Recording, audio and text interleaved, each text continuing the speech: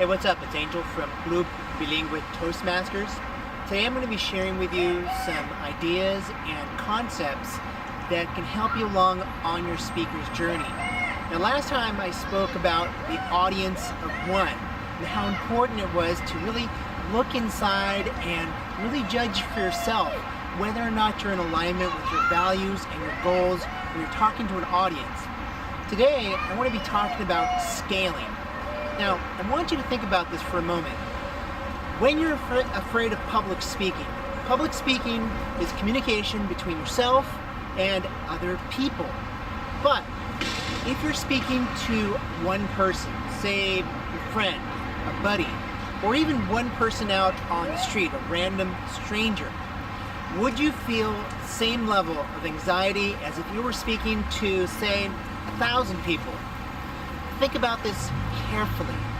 Why is it that when you're speaking to one person, particularly a person that you happen to know, family member or friend, you never worry about stage fright or getting the chills or running out of things to say or forgetting your lines or not knowing what you're going to do, or your mind goes blank and you don't know what's going to come out of your mouth? Why does that never happen when you're talking to your mom or your dad or your uncle or your best buddy? Think about this. If you have the ability to communicate clearly, effectively, and compellingly to one single person, what's the difference between one person and two people? Is it such a big difference? Now, let's say you took two people and you made it 4 people. Are you feeling nervous now? Let's say you take 4 people, make them into 8 people or 10 people. Why would you feel more nervous speaking in front of 10 people instead of just one person?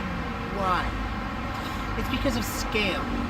You already have the ability inside of you to speak to 1,000 people, whether you realize it or do not. You can already do it. Your ability, your talent, the words, the ideas, they're already there. The problem is that when you see more than one person, when you see an audience, you're staring out at the audience, your self-defense mechanisms kick in, and suddenly you don't know what to say. You stammer, you tremble, you start to sweat. Why? Because you're getting off your goal. Your goal, when you go out in front of an audience, whether it's an audience of 1 or an audience of 1,000, is to communicate something from you to them. That's it.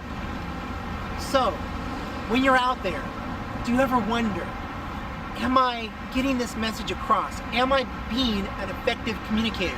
Is that my goal? And you have to ask yourself and become curious. What is my goal out here? What am I trying to accomplish with this audience? What am I trying to do? Now, if you find yourself with a goal of communicating clearly and powerfully, and it's a pure goal, you're going to do fine.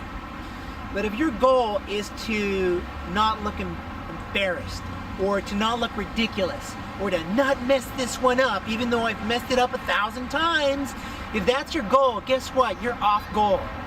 You can't be a compelling and powerful public speaker if you're off goal. If your goal is self-defense or ego defense or not looking stupid, guess what?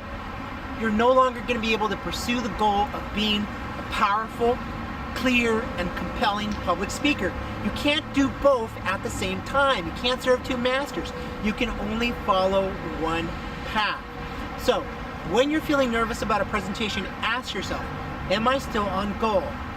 Am I still on the goal of being clear, compelling, powerful? Or is my goal to look good?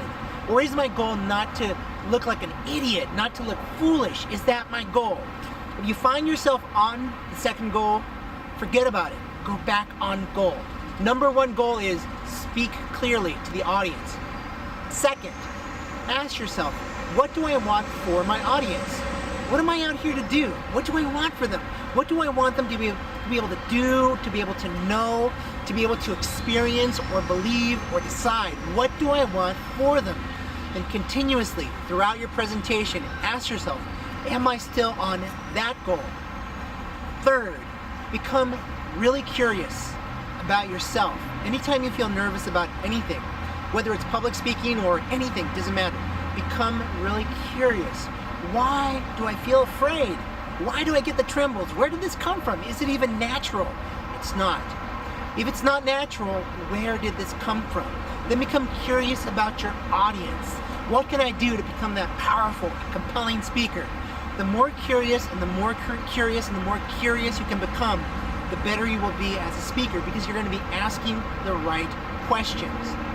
And last bit of advice, when you want to learn how to move and how to feel more confident, one of the most important things you can do is practice. Practice makes perfect, perfect practice makes perfect, right? Well, when you're at home practicing, I want you to go in front of a mirror, or better, if you have access to a camera, like I do, you want to tape yourself. And when you're practicing, you want to move around and imagine that you are the best public speaker in the world. You're Tony Robbins, you're Les Brown, you're fill in the blank. Just imagine, pretend, it's playtime, it's fantasy time, in front of the mirror. And I want you to remember how that feels like inside your body. When you feel confident, when you're strutting your stuff, when you're feeling like the speaking God, how does that feel like inside your body? And watch yourself in that mirror.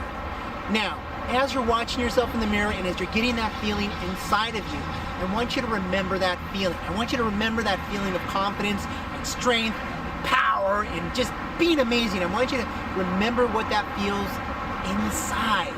Fake it till you make it. Pretend, but remember that feeling inside. And when you go out in front of a live audience, I want you to recall the feeling. Remember what it felt like when you were pretending that you're awesome. And once that feeling takes over inside your body, that natural, amazing speaker that's already inside of you will come out. You're going to start moving and talking like you wanted to talk, as if you were a great, amazing, compelling, clear speaker. So remember these tips.